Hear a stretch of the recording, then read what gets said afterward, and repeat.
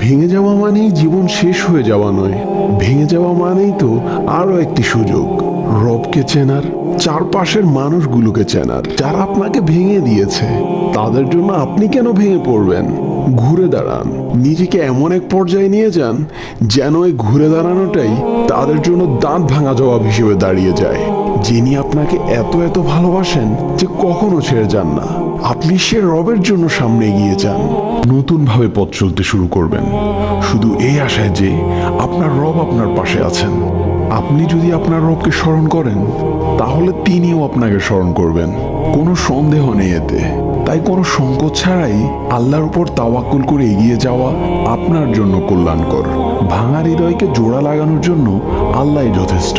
যে আল্লাহর উপর ভরসা করে তার জন্য আল্লাহই যথেষ্ট। হে আমার রব, আমার এই ভাঙা হৃদয়টি সবসময় আপনাকেই খুঁজে বেড়ায়, শুধু আপনার দয়ার আশায়। কারণ আমি জানি আমার রব আমাকে কখনো নিরাশ করবেন না।